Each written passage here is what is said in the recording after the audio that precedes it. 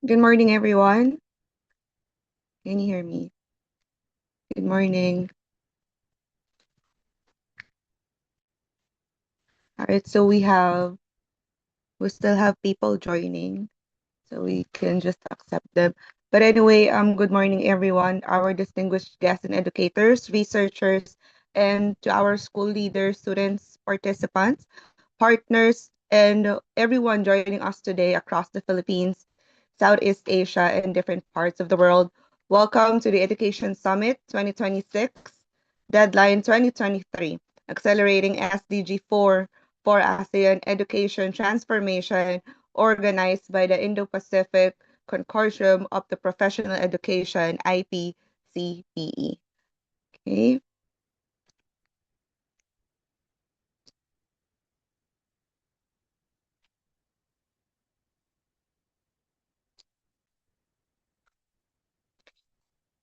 Hold on. I am seeing people still joining, so wait for our team to accept you all. But as we wait for our program to begin, we are live on our Facebook page, so you can share that and you can also watch it with your colleagues while the conference is currently ongoing. And we kindly request everyone to settle comfortably and ensure that your microphones remain muted without throughout the presentation. If you wish the participants today's discussion, or if you wish to participate rather, please submit your question through the Q&A of our Zoom meeting, or you can also use or maximize our chat box anytime. So please be informed that our Q&A is every after 4 speakers. So we are open for all of your questions, comments, and suggestions. Okay? So once again, good morning, everyone. On behalf of the Indo-Pacific Consortium of Professional Educators, it is my pleasure to welcome each and every one of you to today's regional conference entitled Education Summit 2026, Deadline 2030, Accelerating SDG 4 for ASEAN Education Transformation. Today's gathering brings together educators, researchers, policymakers, school leaders, students, universities, development partners, and education advocates who share one common commitment, and that is to ensure that quality education remains inclusive, equitable, and responsive to the evolving needs of our societies. Once again, I am Aaron from the National University Mall of Asia, your moderator for today. So, with only a few years remaining before the 2030 agenda, today's Agenda Summit serves as an important platform to exchange ideas, share evidence based practices, and strengthen regional collaboration toward achieving Sustainable Development Goal number 4. So, throughout this session, we will explore different educational priorities, including equity and inclusion, the future of the teaching profession, digital readiness and artificial intelligence, climate education and resilience of school, youth participation, lifelong learning and employability, and lastly, the regional cooperation for educational governance. So by the end of the summit, we hope to contribute meaningful recommendations towards the development of the ASEAN Education 2030 Action Matrix. So once again, welcome to formally begin today's conference. I hope everyone is ready. May I invite everyone to stand up wherever possible for the singing of the Philippine National Anthem. Thank you so much.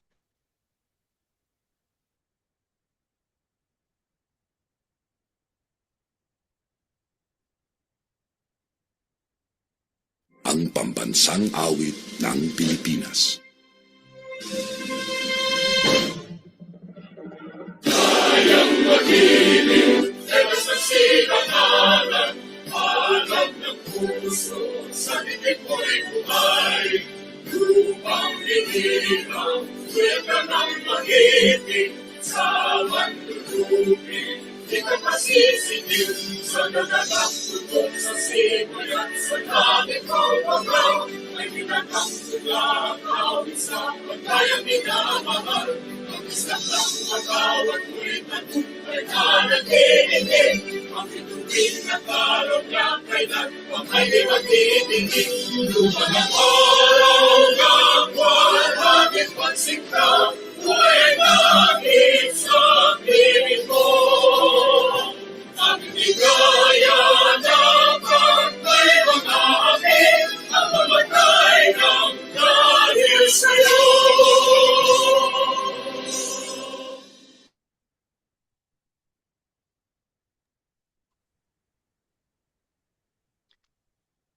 Thank you so much. You may now all be seated, and let's start or formally begin our conference. So to formally welcome everyone to set the tone for today's summit, this is my privilege to introduce our summit convener for our opening remarks. Let us all welcome Mr. Joshua Vidal. A round of applause, please.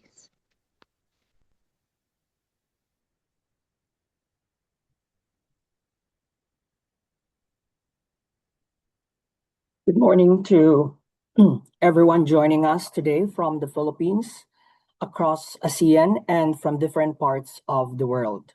It is my great honor and privilege to welcome all of you to the Education Summit 2026, Deadline 2030, Accelerating SDG 4 for ASEAN Education Transformation.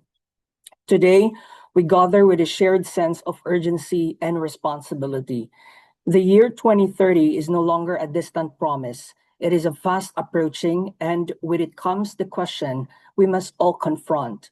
Are we doing enough to ensure inclusive, equitable, and quality education for every learner? Education today stands at the center of many transformations. We face learning gaps, digital disruption, climate risks, inequality, teacher challenges, and the growing demand for future-ready skills. Yet, we also stand before great possibilities across our schools, communities, institutions, and regions. There are educators, researchers, and we believe that education remains one of the most powerful tools for hope, justice, resilience, and transformation. This summit was convened to create a space for dialogue, reflection, and collaboration. It is not only a program of speeches, but a call to collective action. We are here to listen, to learn, to challenge assumptions, and to imagine how ASEAN education can move faster, deeper, and more inclusively toward SDG 4.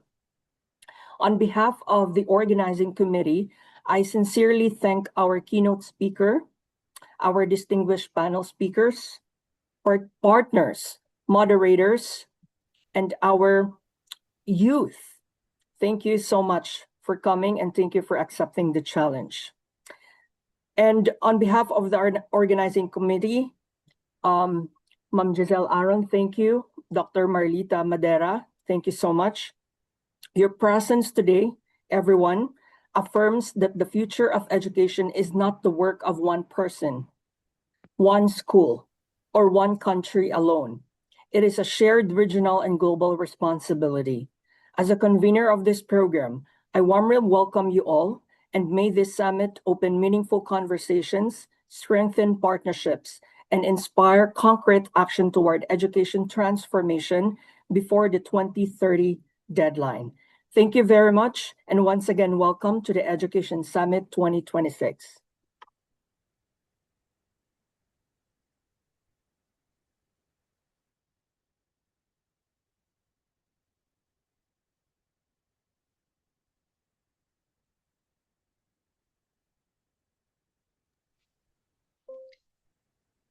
Thank you so much, Mr. Vidal, Mr. Joshua Vidal, for that inspiring welcome and reminding us to the urgency of accelerating our collective efforts towards achieving the SDG number 4. Of course, without any delay, we will introduce our keynote speaker for this conference. Our keynote speaker will address or provide the regional perspective of how ASEAN can strengthen educational transformation as we move closer to the 2030. It is my distinct honor to introduce our keynote speaker. She is an Associate SDG 4 Coordinator for Asia Pacific Education Section, or UNESCO Regional Office in Bangkok, and Office for UN Coordination for Asia and Pacific, Bangkok, Thailand. Ladies and gentlemen, let us all welcome Ms. Wasini Napankontong. A round of applause, please. Thank you so much, distinguished guests, policymakers, educators, professors, researchers, academia, youth leaders, ladies and gentlemen, a very good morning. It is a great honor to join you today on behalf of UNESCO and at this important discussion and exchange. Firstly, I would like to thank the organizers for bringing us all together at this very critical moment for education in our region. The title of this conference, Deadline 2030, Accelerating SDG 4 for ASEAN Education Transformation, could not be more appropriate. It captures both the urgency and also the opportunity for the region. So as the year 2030 is only a few more years away, as we approach it, we have a narrowing window of opportunity to deliver on our promise of an inclusive, equitable, quality education and lifelong opportunities for all. So every policy choice we make, every investment we prioritize, and every action we take counts. So today I'd like to share 3 reflections on first, why accelerating SDG 4 has become more urgent than ever. Second, what meaningful education transformation looks like in today's rapidly changing world.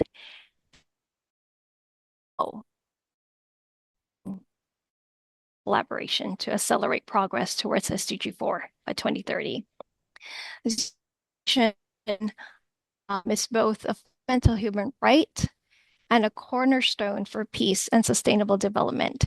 It drives economic growth, strengthens social cohesion, reduces inequalities, promotes gender equality, supports climate action, and builds peaceful and resilient society. But today, the reality is clear. We are not on track to achieve SDG 4. There are still persistent inequalities, repeated crises, substantial financial gaps in education that continues to threaten the right to quality education for all. Yet, amid these global challenges, ASEAN has every reason to be proud of the remarkable progress it has achieved over the past decade. Millions more children are now in school than ever. However, the latest evidence also reminds us that access alone is not enough. According to the data from UNESCO Institute for Statistics, the findings reveal both encouraging progress and important challenges that demand our collective action, such as primary out-of-school rates have fallen dramatically from around 14% in the year 2000 to just 5% in the year 2023, while lower secondary participation has also improved significantly. However, this picture changes at upper secondary education. So today, approximately 1 in 3 young people across ASEAN remains out of upper secondary school, which represents nearly half of all out-of-school children and youth in the region. While in some ASEAN member states, we're approaching universal participation, others still face out-of-school rates exceeding 50%. So now the greater challenge lies not only in expanding access to education, but in ensuring that meaningful learning takes place. In several ASEAN countries, fewer than 1 in 5 primary school students achieve minimum proficiency in reading and mathematics by the end of primary education. Learning outcomes often decline further by the time they reach secondary level.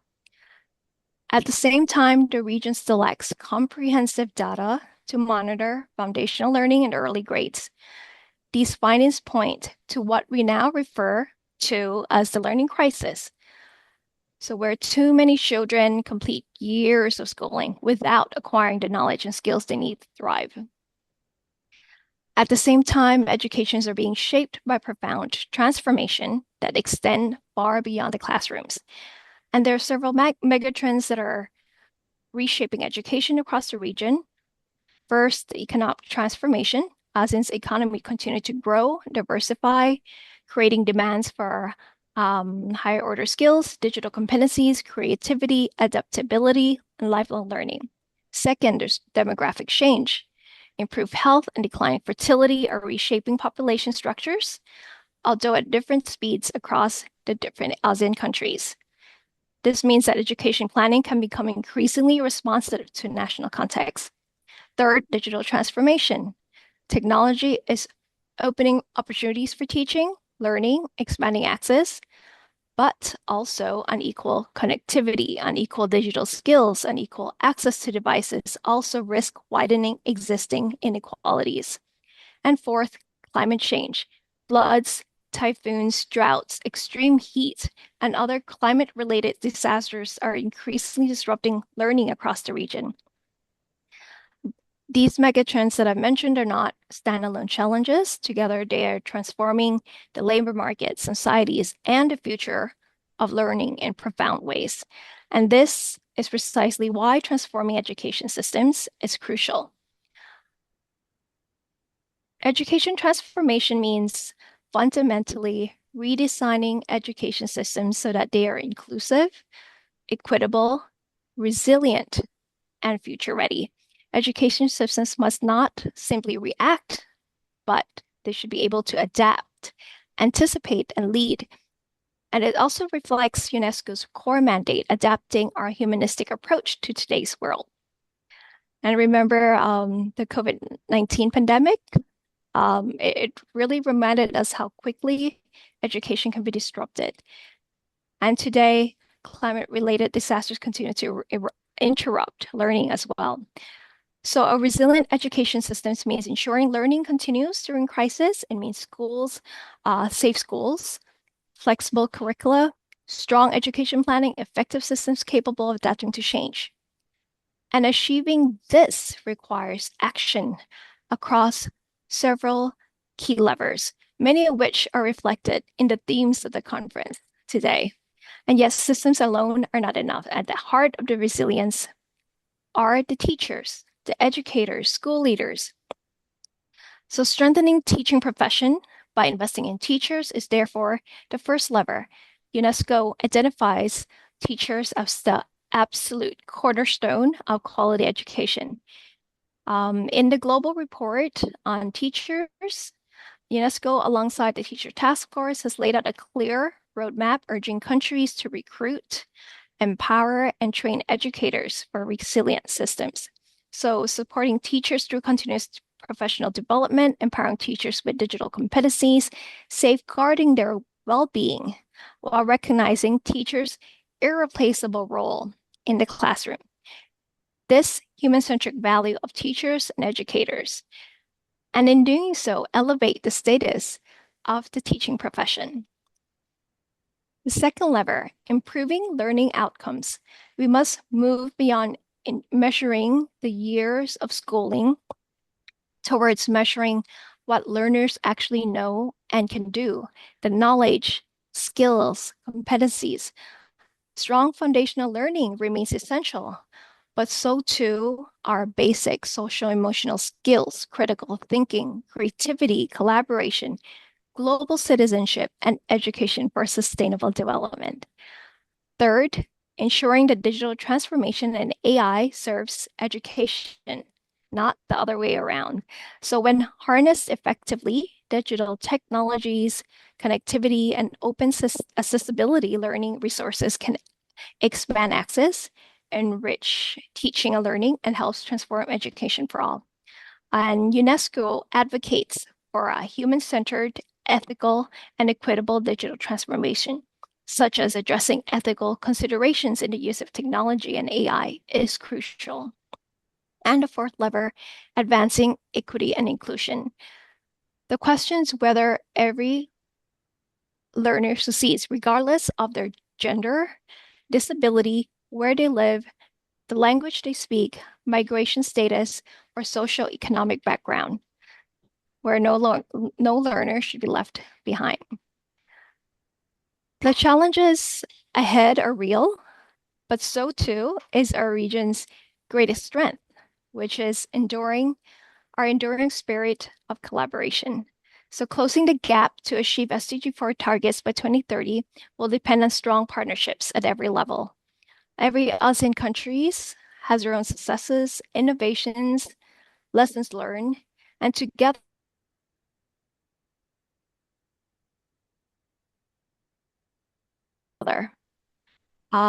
governments and institutions cannot do this alone, as mentioned earlier by Joshua. UNESCO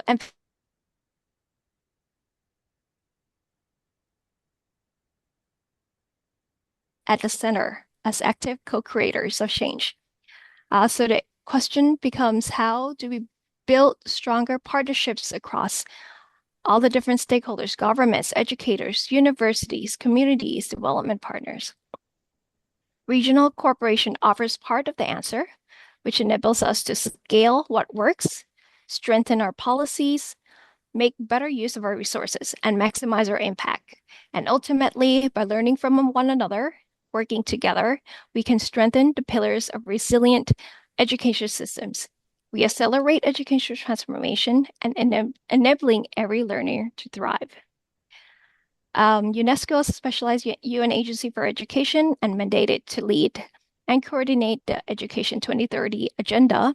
We remain fully committed to supporting the countries and education community in accelerating progress towards SDG 4. So through existing regional coordination mechanisms, such as the Learning Education 2030 Plus Working Group, regional initiatives, knowledge sharing platforms, UNESCO works alongside countries to strengthen education planning, learning assessment monitoring, digital transformation, inclusion, climate resilience, and education financing. Our role is not simply to just provide technical assistance, it is to connect countries with evidence, connect partners, stakeholders, and support the adaptation of global agenda to the regional and national context. So again, as the 2030 deadline is approaching, so too does the urgency and the opportunity to accelerate our actions. And to achieve SDG 4 by 2030, we must transform our education systems to be inclusive, equitable, and resilient. Let us act together and guided by evidence and cooperation to make 2030 a shared success. Thank you very much.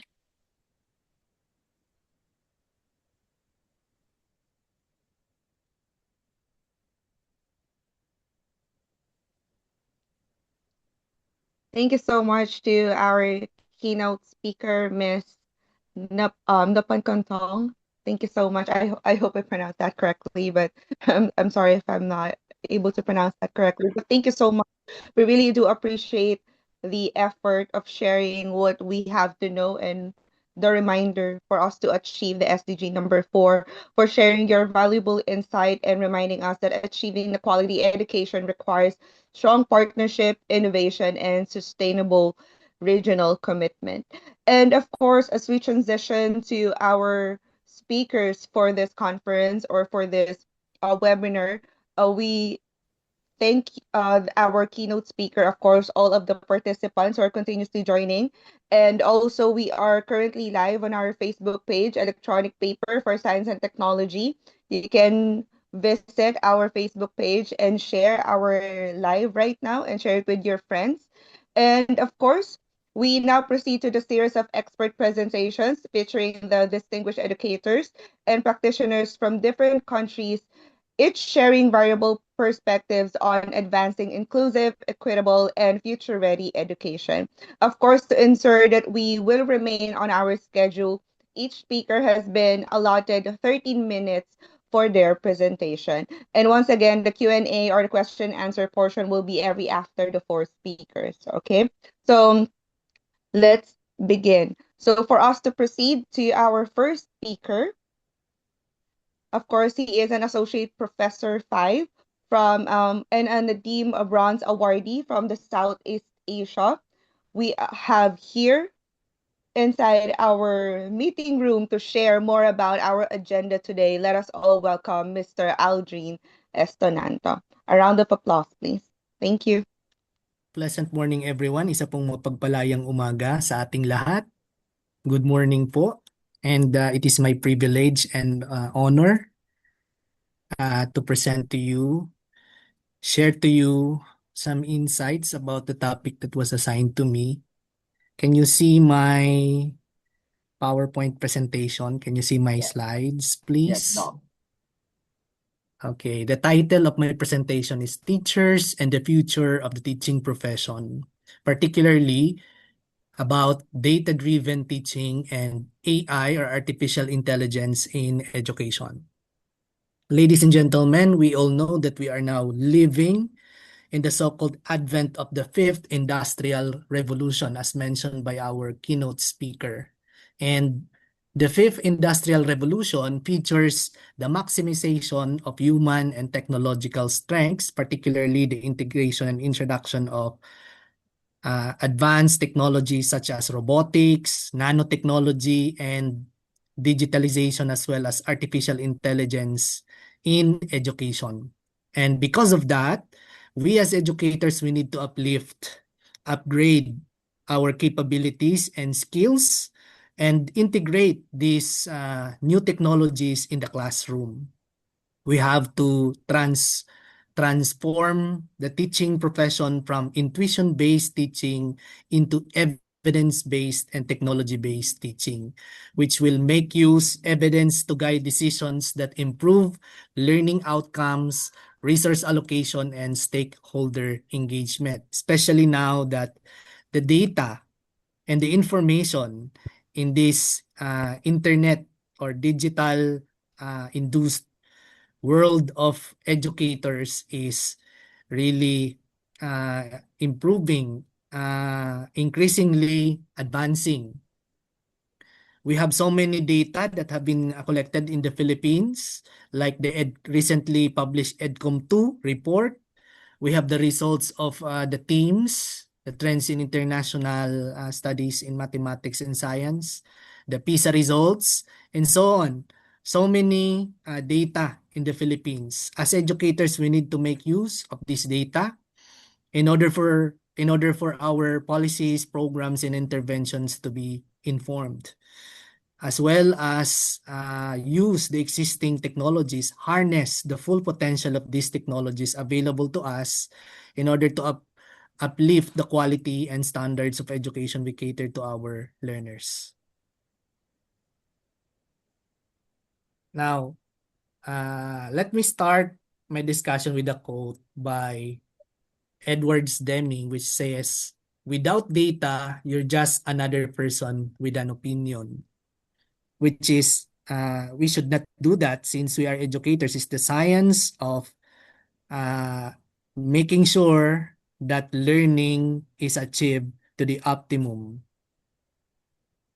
So now let's understand what data-driven teaching means, which is the trend now. Data-driven teaching, ladies and gentlemen, is the systematic use of quantitative and qualitative evidences to guide teaching strategies, approaches, and practices in schools. So based on the results of international large-scale assessments as well as localized assessment, and the data and information that are available to our local schools, we should formulate learning and teaching interventions that will improve our teaching strategies and practices in the classroom. So what are the core principles of evidence-based teaching? Number one, evidence over intuition. Our decisions inside the classroom as teachers, as educators, must be based on verifiable data and not just mere assumptions. We have to use empirical data and not just assumptions to design classroom policies and interventions. Number two, continuous improvement. We should not be satisfied with our daily practice that we are accustomed or used to already.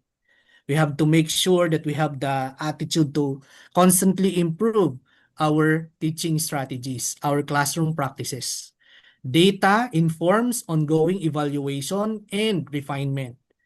Data enables schools to track progress, identify gaps, and adjust our teaching strategies. Number 3, transparency and accountability.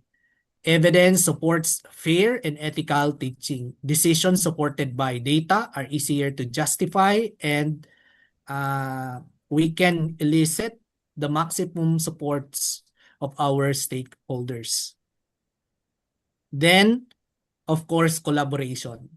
Data insights are shared among teachers, among parents, and stakeholders. That is why in the Philippines, particularly in DepEd, we are being encouraged to conduct action researches and to publish these action researches online, to present in fora and conferences, so that this data that we have collected and interpreted, we will be able to share them to our fellow educators, and so that they can also duplicate whatever best practices we have in our own local school.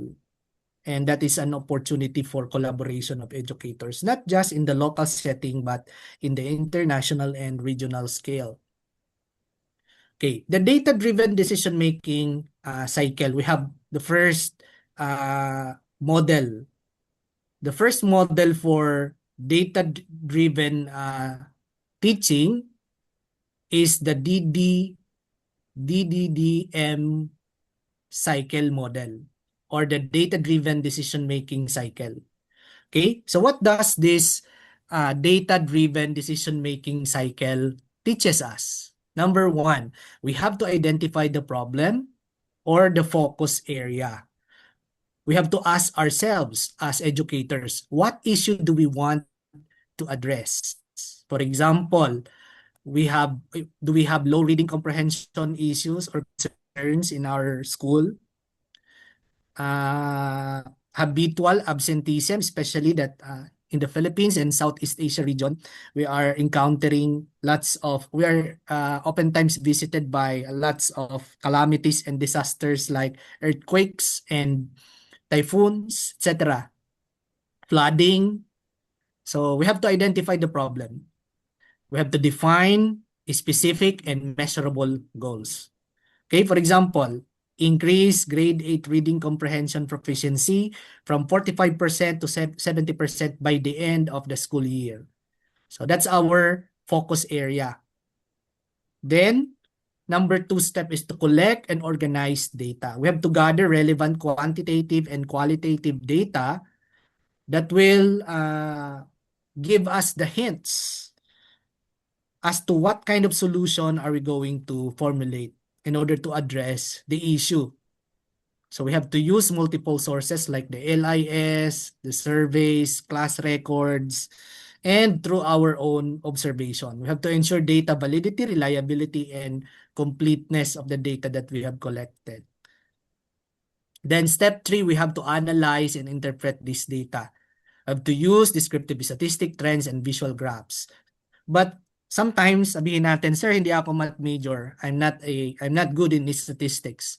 Where that's the time where technology will come in. We have lots of AI now that we can use and applications that we can use in order for us to interpret the data that we have. We have to identify patterns, root causes, and relationships, and engage teachers in data dialogues to validate our findings. So we have to collaborate, involve our fellow teachers, peers, and collaborators. For example, data reveals that students with high absenteeism also have low reading comprehension scores. Agree? Disagree? If there constant absenteeism, the reading comprehension score of the decline. That's very true. Especially here in province, ako po kasi ay nasa Sorsogon, probinsya ng Sorsogon. Ang mga kabataan dito ay kailangan nilang mag-travel ng malayo para makarating sa school nila.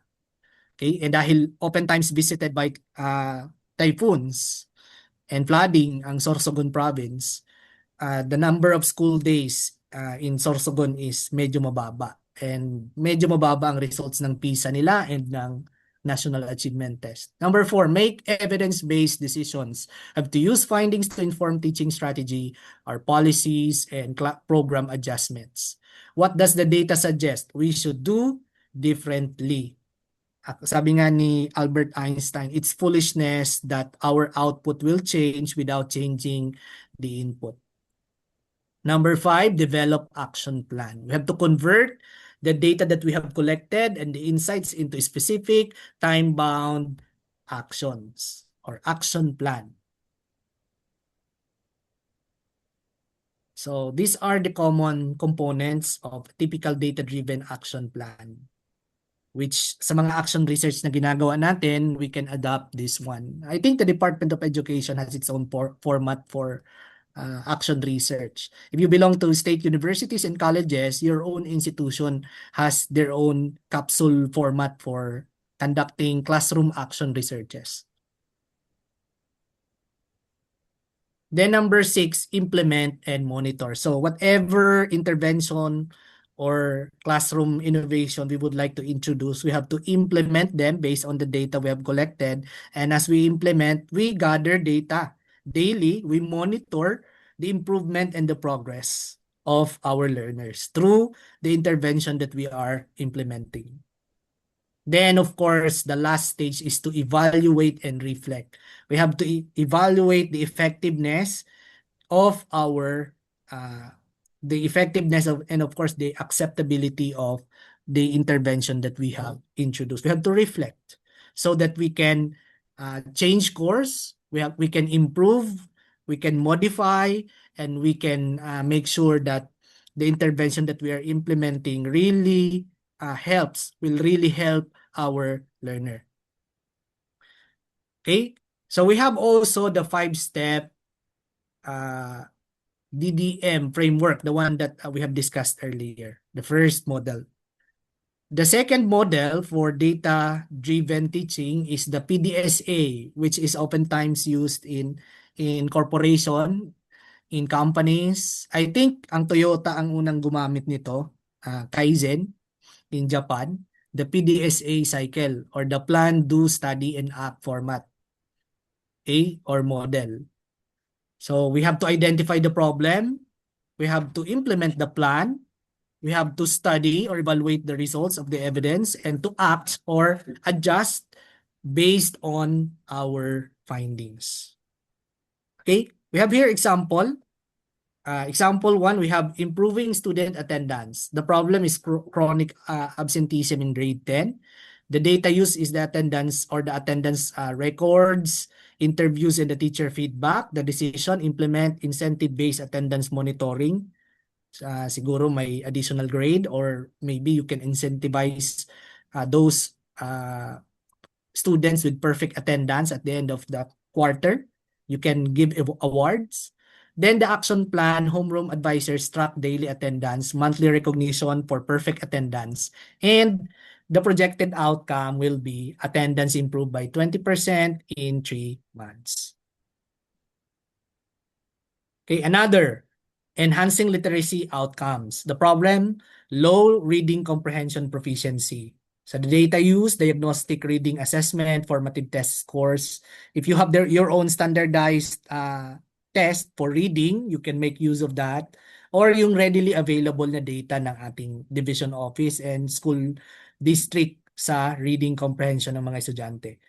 Okay, for the decision, establish a daily drop everything and read or DEAR program. So that's the intervention. And the action plan, assign 15 minutes daily reading across subjects and monitor comprehension gains. And the projected outcome is significant improvement in reading levels by the end of the quarter. Okay. Another trend, aside from the evidence-based teaching, ladies and gentlemen, my fellow educators, is the artificial intelligence, the introduction of AI in the classroom, in education. I know that most of us are already using AI in teaching and in making our own instructional materials. And I'll be mentioning some of the latest AI tools that can be useful sa ating mga teachers. So what is AI? Hindi po yan yung AI na tinutukoy po natin. Artificial intelligence refers to the use of algorithms and machine learning systems to process data, identify patterns, and support decision-making in education.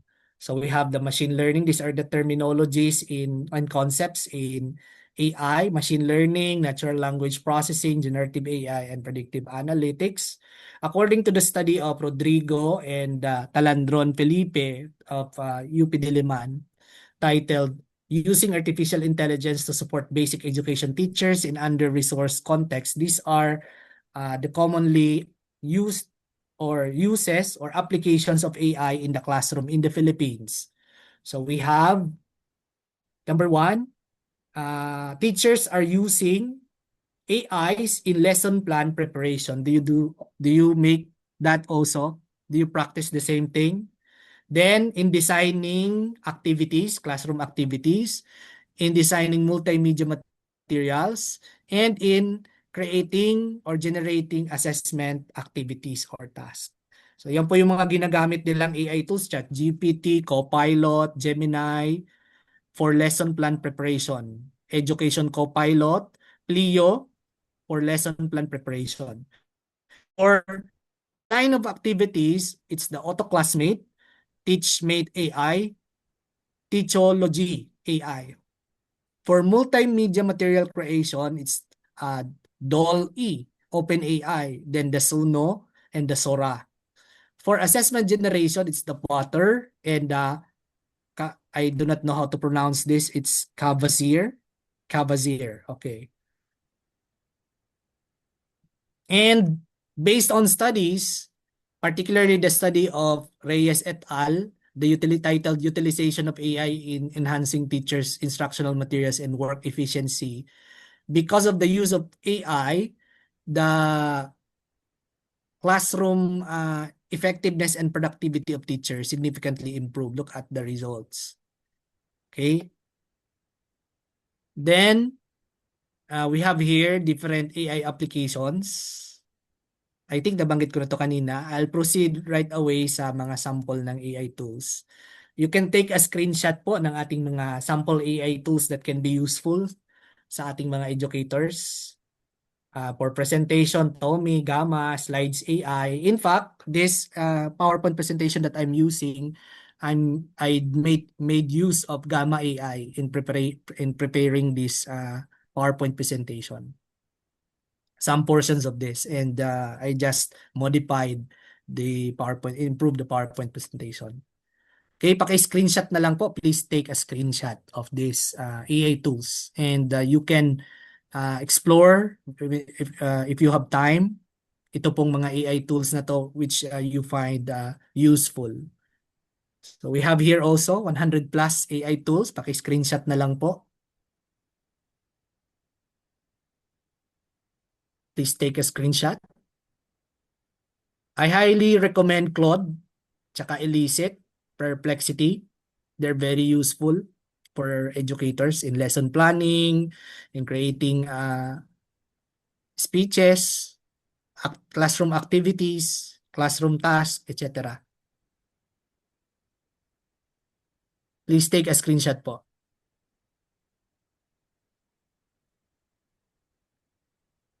And we have also these YouTube channels. If you want to learn these AI tools, self-learn, there are tutorials, video tutorials online in these YouTube channels. Opo.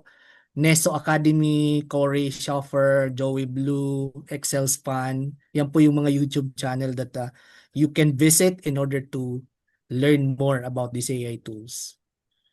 Okay, for research naman, ito po yung mga AI tools that can be very useful for literature review. We have the Litmaps, ResearchPal, Connected Papers. I've used this, lalo na itong Mendeley and Sotero, masyadong semantic scholar. Very useful po in gathering literature.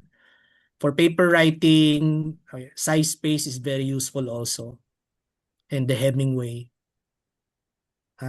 Paper reading, SciSummary, and the Petal AI.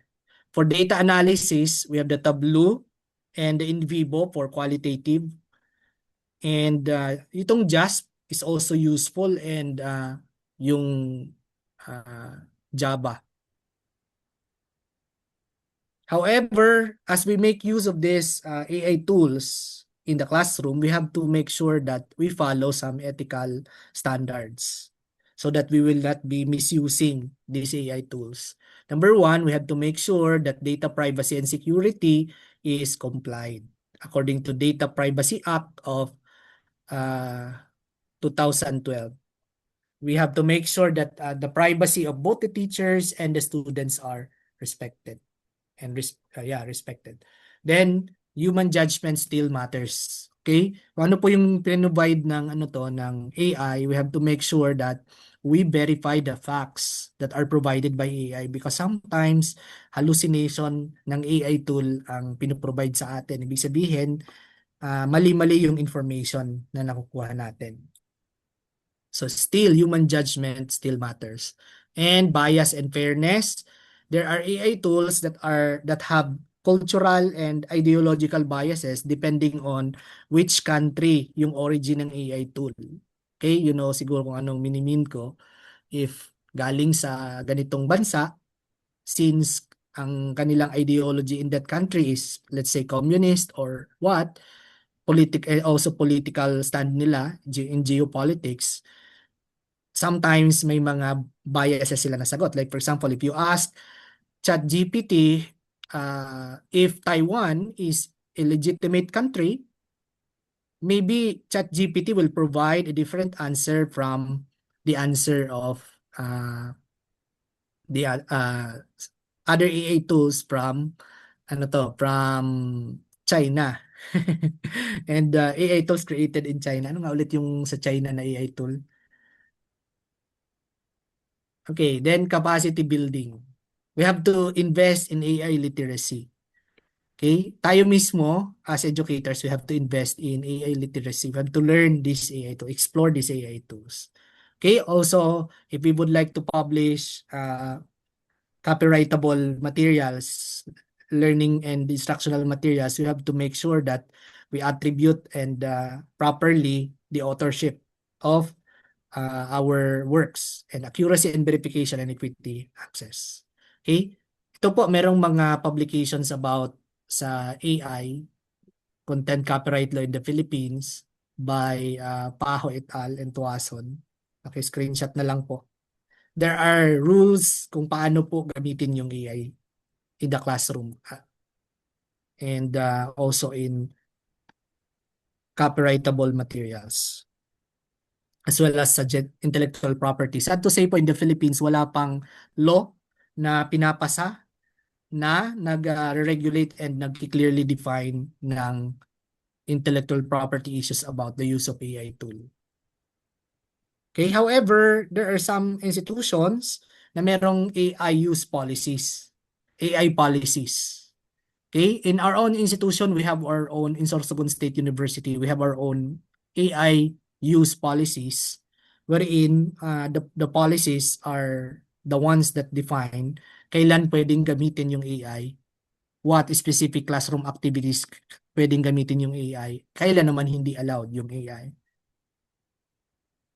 Okay? So doon sa classroom, sa policies ninyo, institutional policies ninyo, you have to clearly define what are the prohibited uses of AI, what are the allowed uses of AI, as well as class policies. Kung wala pang if there is no existing institutional policy for the use of AI in your own institution, in your own school, you can formulate your own classroom policy sa loob ng klase mo, being the teacher. And these policies, classroom policies on the use of AI must be clearly communicated to your students. Lalo na kapag essay ang nire-require mo sa kanila. Okay? So yan po. Most importantly, the general rule is we have to always acknowledge every time we are using AI. Okay? This is an example of sample AI use declaration form, especially in thesis writing, in research writing, and in submission of outputs sa mga school requirements. And on that note, I would like to declare that I use the following AI tools in creating my lecture for this morning. Okay? The content of this lecture is original creation and idea of the presenter. Nevertheless, the following AI tools were used to improve the presentation. Okay, so in implementation of AI in your and evidence-based teaching in your own classroom, you can follow the following recommendations. One, you can start small, begin with one problem area, build a data culture, integrate AI tools, collaborate with fellow educators, communicate findings through publications, through action research. I think ang organization na ito ay mayroong publication site. So you can publish po sa sa publication website nila, journal nila, review and reflect. Okay, let me end my lecture with this question. As an educator, how can you, as a future-ready educator, use AI and data-driven teaching to improve one pressing issue in your own school today? You can ponder on this question. Thank you very much. Ito po si Dr. Aldrin Estonanto, nagsasabi ng isang mabuhay at magandang umaga po sa ating lahat.